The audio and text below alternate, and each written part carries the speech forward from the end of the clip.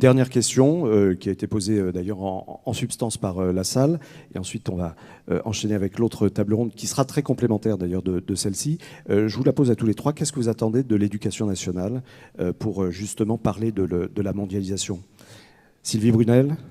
Alors du coup, j'en profite pour vous dire que je suis prof non pas à Paris 1, mais à Paris 4. Je voulais vous le dire tout à l'heure, j'ai oublié.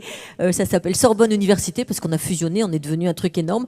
Tout passe par vous, par l'éducation nationale. Moi, j'ai un master qui s'appelle Mondialisation, Développement durable et Pays du Sud. J'ai des jeunes qui sont très idéalistes, qui sont fabuleux, mais le problème, c'est qu'ils ont beaucoup d'idées fausses dans la tête, beaucoup d'angélisme, beaucoup de naïveté, et on sait très bien que les États n'ont pas d'amis, ils n'ont que des intérêts, qu'il faut les former à la fois à ces enjeux colossaux sur le plan alimentaire, sur le plan économique, sur le plan politique. Il faut leur donner des bases solides. On sait très bien que dans l'ensemble des pays du monde, c'est l'éducation qui va faire la différence entre des populations qui vont verser dans toutes les clientélismes, Cuba, je vous donne un exemple sur Cuba. Aujourd'hui, à Cuba, la grande force de Cuba, c'était l'éducation. Ils avaient vraiment, vous savez, ils exportaient des médecins, etc.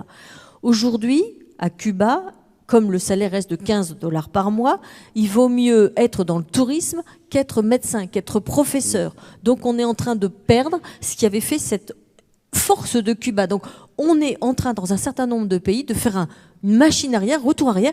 Chacun d'entre vous, vous avez une mission d'intérêt général qui est de former cette jeunesse de demain aux vraies valeurs. Et dans je les crois différents que pays, dans les différents pays, mais là on est en France. Peut-être faire parler les jeunes entre eux. Et c'est fabuleux qu'on ait ici 600 professeurs. Voilà. Eddy Vous êtes la Fougier. force de demain et vous n'êtes pas assez reconnus. Blanc.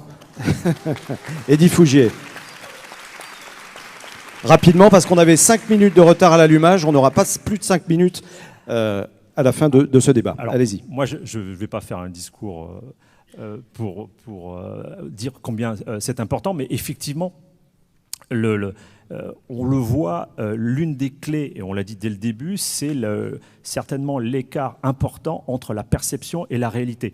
Mais en partie, je pense que c'est trop facile de dire que c'est la faute des gens qui ne sont pas informés. Je pense qu'en partie, les gouvernements n'ont pas nécessairement voulu explicitement dire qu'ils s'ouvraient parce qu'ils avaient peur de la réaction des gens. Donc l'objectif, effectivement, de l'éducation nationale, c'est de montrer la réalité de la mondialisation et sans doute peut-être de façon un peu plus objective que certains manuels ou le point de vue de certains enseignants. On sait par exemple, et là c'est mon point de vue sur l'intermondialisme, et pour contrebalancer ce que disait Sylvie Brunel, que l'influence d'un mouvement comme Attac dans l'enseignement était très très forte. Bon, voilà qui est dit.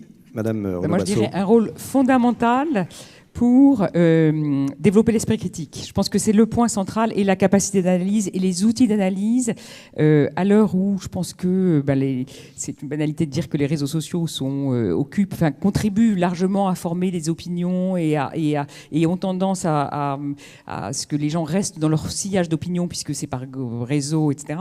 Et donc je pense que l'enseignement, et en particulier les professeurs en matière d'économie, etc., ont un rôle fondamental pour permettre d'apprendre la distance critique par rapport à ce qui est lu, ce qui est dit, etc., quel que soit et donner les outils d'analyse pour se forger sa propre idée, et par ailleurs vivre après, avoir des compétences d'analyse de citoyen, en fait, avant des compétences professionnelles de base, quoi. Et vous êtes là pour alimenter la réflexion et leur donner les clés. Merci infiniment à tous les trois. Et d'ailleurs,